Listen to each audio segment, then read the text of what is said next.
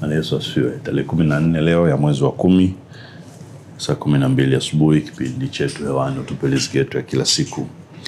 Na mimi ni Mwalimu Baraka Mbonaliba. Jana tulianza kuongelea sifa za mfumo wa Babeli au Sodoma.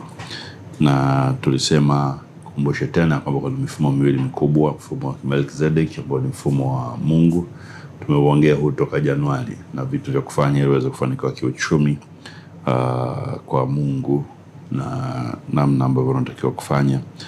Na sasa kwenye sehemu hii ambayo tulikuwa tunaongea kuhani wa kiuchumi, nataka tuone sifa za huu mfumo wa Kisodoma au mfumo wa Kibabeli au mfumo wa Yezebeli kama ambavyo tumeuzungumza. Na hapa tutaangalia labda sifa 10 hivi. Lengo kubwa kama nilivyosema jana, uweze kujua mfumo huu na uweze kushinda kutokuingia kwenye mtego ya kutafuta mafanikio ya kiuchumi kinyume na utaratibu wa kimungu. Sasa Mwanzo sura ya 19 pale unaweza tukapata sifa kadhaa za mfumo huu. Mwanzo sura ya 19 kama ambavyo tumeupa jina mfumo huu wa Sodoma. Utajua sura ya 19 imeongea sana habari za Sodoma na Gomora na utaona mambo kadhaa, na hapa tunaweza tukapata sifa kadha wa kadha ambazo zitatusaidia kujua huu mfumo. Ukianzia sura ya kwanza mstari wa kwanza sura ya 19, maneno mengi pale yameandikwa, lakini mstari wa 4 unatupa taarifa fulani mpaka ule mstari labda wa 11. Lakini mstari wa 4 Biblia inasema, sura ya 19 Mwanzo, hata kabla hawajalala watu wa mji wenyeji wa Sodoma wakaizunguka nyumba, vijana kwa wazee, watu wote waliotoka pande zote. Kwa hiyo watu wote wenyeji wa Sodoma, vijana, wazee, walizunguka nyumba na ya Lutu. Waliozunguka ile nyumba, nasema wakamuita Lutu wakamwambia, wawapi wale watu waliokuja kwako usiku huu? Watoe kwetu tupate kuwajua. Na Lutu akawatokea mlangoni, akaufunga mlango nyuma yake, akasema, basi nawasihi ndugu zangu, msitende vibaya hivi. Tazama ninao binti wawili ambao hawajajua mtu mume, na wasihi ninawatolea kwenu, mkawafanyie vilivyo vyema machoni penu, ila watu hawa msiwatende neno, kwa kuwa wamekuja chini ya dari yangu. Kwa hiyo watu wa Sodoma walikuja wakataka wale wageni. Utakumbuka wawili ambao walikuwa wametoka sura ya 18 walikuwa watatu kwa Abraham. Sura ya 19 wawili wakaenda Sodoma na wakawa wanataka kuwajua, maana yake waweze kuzini nao. Nakumbuka hawa wageni walikuwa kwa sura ya wanaume, kwa hiyo hawa ni watu wa kiume walitaka kuzini na wanaume au kuwalawiti kwa lugha ambayo ni straight na ya kibiblia. Mstari wa 9 wakasema, ondoka hapa. Kisha wakanena, mtu huyu mmoja amekuja kwetu kuketi hali ya ugeni, naye kumbe anataka kuhukumu. Basi tutakutenda wewe vibaya. Unaona, tutakutenda wewe vibaya kuliko hawa. Kwa hiyo walijua kwamba watakufanya ni baya. Wakamsonga sana huyo Lutu, akakaribia kuvunja mlango. Mstari wa 10, lakini wale watu wakanyosha mikono yao, wakamuingiza Lutu kwao nyumbani, wakaufunga mlango, kisha wakawapiga hao watu walioko mlangoni kwa upofu, wadogo kwa wakubwa, hata wakachoka kwa kutafuta mlango. Na unajua ile habari inaendelea.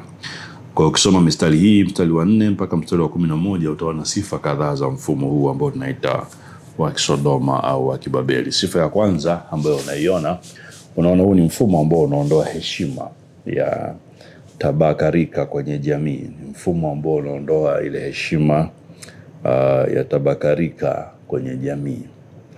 Watu unakuta wa umri mbalimbali, wa jinsia mbalimbali, wanafanya dhambi au matendo mabaya kama wenyewe hawa walivyosema, pasipo kuona aibu.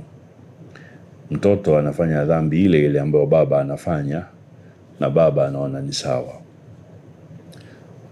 Mtoto wa kike anafanya dhambi ile ile ambayo mama yake anafanya na mama au mtoto wote wanaona sawa. Mstari ule wa 4 sura hii ya 19 inasema, hata kabla hawajalala watu wa mji wenyeji wa Sodoma. Alafu Biblia haikutuacha hapo, ikafafanua. Anasema wakaizunguka nyumba, alafu angalia tabaka rika vijana walikuwepo, kwa wazee walikuwepo, watu wote waliotoka pande zote. Hakuna heshima ya tabakarika. Ukishaona jamii inakuwa haina heshima ya tabakarika, ujue tayari mfumo wa Sodoma, mfumo wa Kibabeli, mfumo huu wa Yezebeli au wa Freemason au Illuminati ambao inaitwa sasa hivi tayari unafanya kazi. Ilikuwa ni kawaida sasa kuona mama na kwa mfano anazini labda na mwanamume, na mtoto wake pia anakuwa na mahusiano pia ya kimapenzi na mwanaume huyo huyo, na wakati mwingine wote wanajua na wanaona ni kawaida. Baba anazini na mkwewe labda na wanaona ni kawaida. Ukishaona tabakarika katika jamii linakufa, ujue mfumo unaofanya kazi hapo sio wa kimungu. Ni mfumo huu ambao ni wa Kisodoma au wa Kibabeli kama tunavyoita, na chochote kinachopatikana, mapato yanayopatikana kutokana na huo mfumo yatakuwa ni najisi. Na kwa hiyo ukiona ofisini hakuna heshima ya tabakarika, ujue tayari mfumo unafanya kazi. Na bosi wenu ofisini ni mtu mzima, hataki kuamkiwa na watoto wadogo. Hataki kabisa. Kwa nini hataki kuamkiwa? Unajua, anaona ni kama wanaringana. Anaona ni kama vile wako rika moja, na hiyo heshima ikishaanza kukosekana, ujue tayari mfumo unafanya kazi. Mko sokoni, hata kama mmezoeana vipi, bado kwa utamaduni tu wa kwetu kwa mfano Afrika, heshima ya mtu mzima iko pale pale. Lakini ukishaona watu wazima anafanya biashara kwa mfano na watoto wadogo na hakuna heshima ya kimipaka, ujue tayari kuna shida, na huu mfumo unafanya kazi kwenye eneo moja. Kitu mfumo unaua ni heshima ya tabakarika kwenye jamii, kwenye biashara, kazini, kwenye huduma, na hilo ni jambo kubwa sana. Kwa hiyo usifurahi kuona kwamba umeacha kumsalimia mtu kwa mfano anayekuzidi naye anafurahia, ukaona kama ni jambo fulani zuri. Ni jambo ambalo linakupelekea kwenye shida, au tayari kuna shida imeingia mahala.